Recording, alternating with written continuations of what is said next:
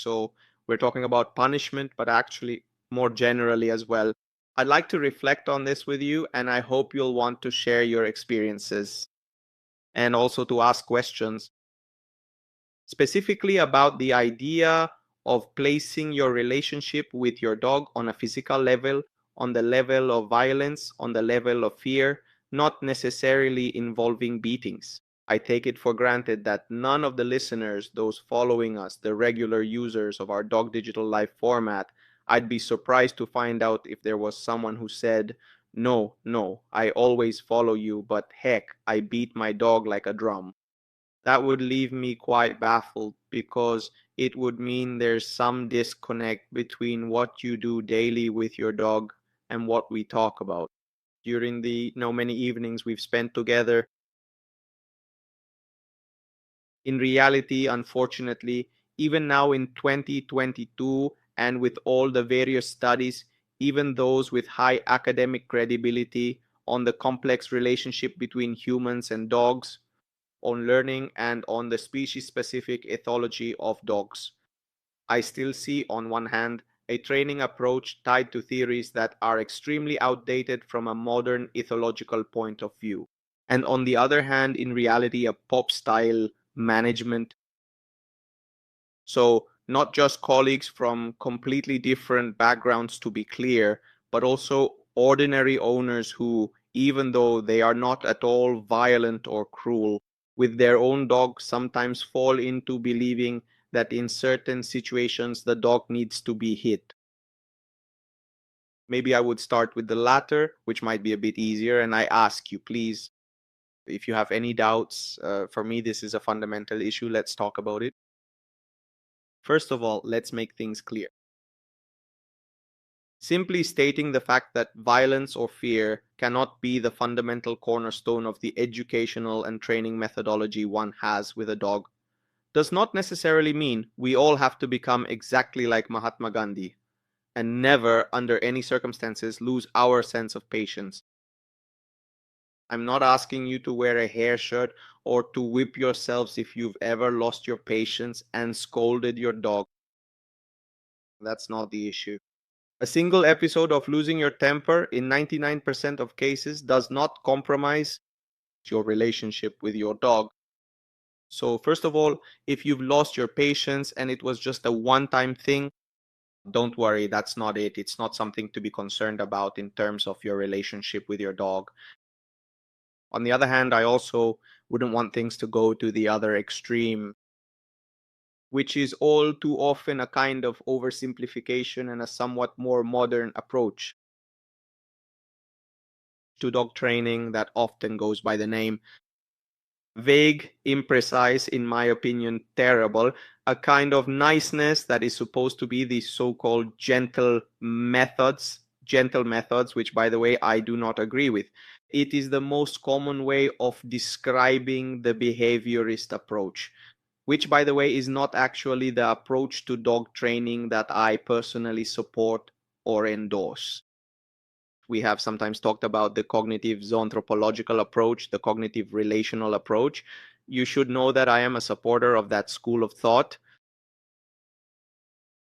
But in reality, people often make the mistake of confusing things, of thinking that avoiding being abrupt, being unjustifiably harsh, or being constantly assertive with the dog is enough. The other side of the coin is that this doesn't mean the dog can just do whatever it wants. The dog absolutely can and must be able to accept a stop from us. It needs to look to us and follow our directions. Because unfortunately, it doesn't live in a world made for dogs, so it's a matter of safety. But why isn't it effective to use violence? Because violence does not give us a model of authoritative leadership. I do what you tell me because I trust you. At most, it can contribute to establishing a model of leadership that is authoritarian. I do what you tell me because I'm afraid of the consequences if I disobey. This is very easy if you keep the dog 20 centimeters away from you with a very short leash. But since for me, an essential goal for every owner is to be able to manage the dog even off leash, in that case, the element of fear disappears. For every relationship, a romantic relationship, a friendship, a professional relationship, and the relationship with your dog, trust, in my opinion, is always a central element. I build this trust by having communication that is as consistent, clear, and possible as I can, and by earning it over time. If you unjustifiably, in your dog's eyes, even if it seems perfectly justified to you, become completely unpredictable, too harsh, or even violent, the only thing you achieve is that your dog gets scared. I often talk, for example, about a surreal statistic. So when I talk about clear communication, within cases of aggression in families in Rome, there is a strangely high percentage of bites to the owner's face. You ask yourself why? How can there be a geographical influence on where the dog bites when it bites within the family? Those of you who are from Rome will understand what I'm about to say. Those of you who aren't from Rome will have seen movies or TV shows with actors speaking in Roman dialect and can imagine the mood, that slightly rough attitude of the Roman coato. Actually, you'd be surprised. How many times, thank you. These episodes of aggression within the family happen because the owner is scolding the dog. The dog, usually after I've scolded you, you've taken the scolding. That is, if two dogs, one dog gives a stop to another dog, maybe reprimands him for socially unacceptable behavior. At the moment when the dog who made the mistake accepts the reprimand and behaves appropriately, the other can be more watchful. But he doesn't hold a grudge, he doesn't make him pay for it, generally speaking. We, on the other hand, are world champions at this. At holding grudges, we even get to aggression to the face, holding on to things and carrying them with us. So our dog does something that's not okay. We usually start yelling at him. That's our way of scolding. Then we escalate. The dog, very often in a way that is very consistent from an ethological and social point of view, gives us a series of calming signals. He's saying, I understand, I made you angry, I won't do it again. Very often, you've surely heard, for example, about calming signals. Many of you know the importance in canine communication of turning the head to the side. There are various interpretations as to why this turning of the head to the side is so significant. Among other things, for a dog, turning its head to the side also means exposing its neck, which is a very sensitive and important area from a social point of view. And so maybe we're there scolding our dog, terrifying him. Our dog, maybe he has given off a series of signals, started licking himself intensely, repeatedly licked his nose, yawned 2 or 3 times, shifted all his weight back until he sat down. And we're there leaning over him. In the end, our dog to ask us, please forgive me, I won't do it again. He turns his head to the side, and what does the average Roman dog owner do?